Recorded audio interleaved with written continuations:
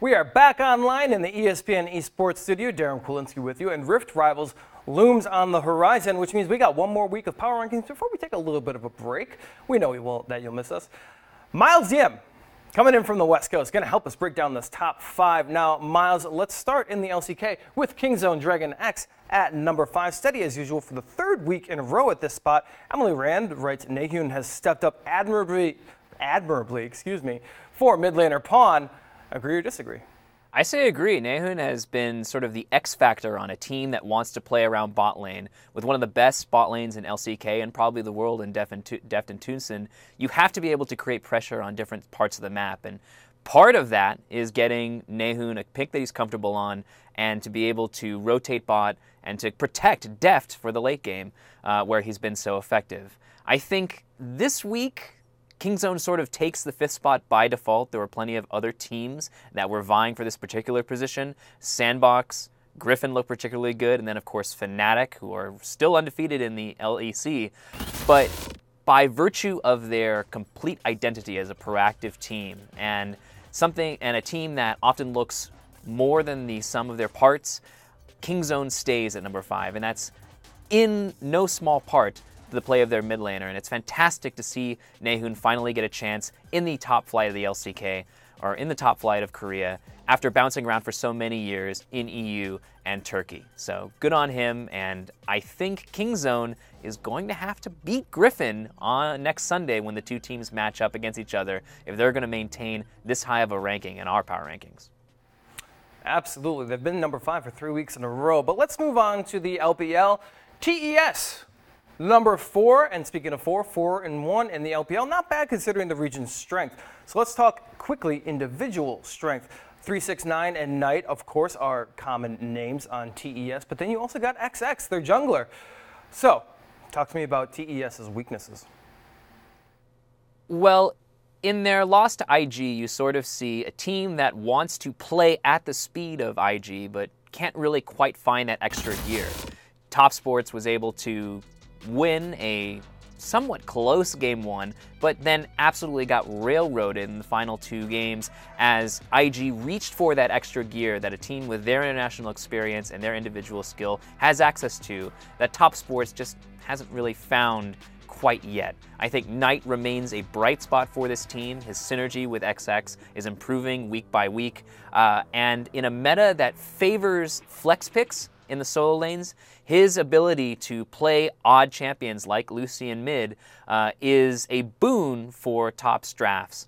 They want to be the next IG, but if they can't be the newest, if they can't beat the newest iteration of IG, I'm not sure if Top will be able to touch or surpass that ceiling.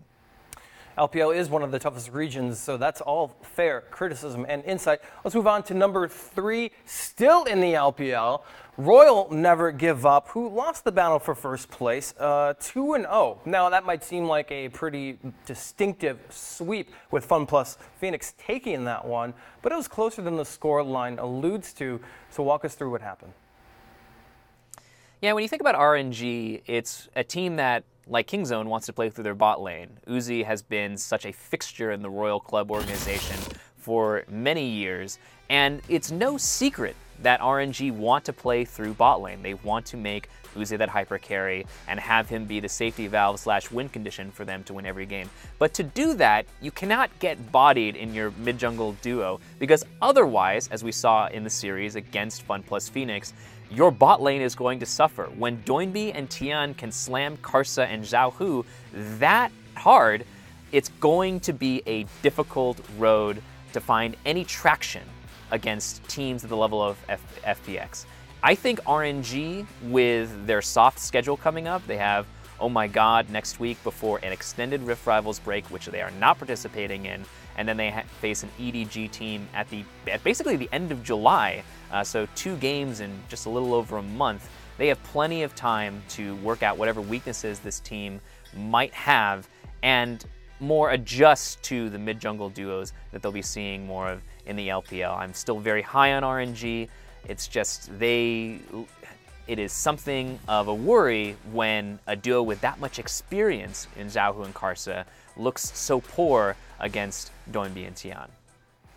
Copyright Miles Yim. If you can't get your mid-jungle duo going, you're going to have a bad time. We're stapling that one on a bunch of t-shirts. Let's move to number 2. In the LEC, G2 Esports, Kings no more after losing to Fnatic and losing sole possession of first place. But Miles, this is G2. We're going to see them at Rift Rivals this weekend. We really don't have anything to worry about here, do we? No, Darren, and I think G2, quite frankly, are bored. There is literally no team in the LEC that can quite match their level when they're playing at their best. And I say that understanding that Fnatic just beat them in the two teams' first meetings in summer. I don't know how much we can read into that match because of the way G2 essentially turbo-inted the first 15 minutes by role-swapping Caps to top lane and having him completely misread the Akali-Renekton matchup against Whippo, and then suddenly switching him back to mid lane against Twisted Fate.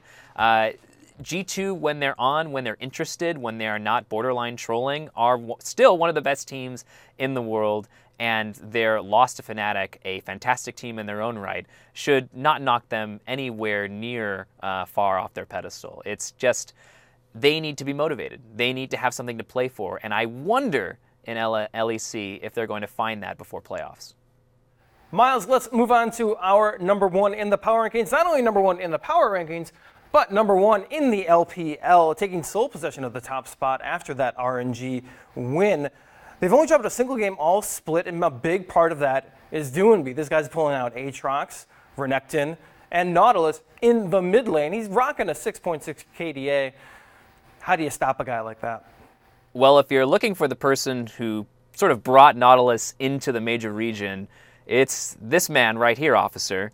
Doinby has been incredible for FunPlus. He has been the linchpin, the star man, and his versatility is one of the biggest reasons why. When you have a mid laner who can play probably any champion in the meta mid, and a lot of champions who are outside the meta mid, you open up incredible flexibility in your draft. In the game, in the series that they played against RNG, you saw him on the Aatrox and you saw him on the Renekton, and in both picks he was terrifying. I love the synergy that he's developing with his jungler Tian.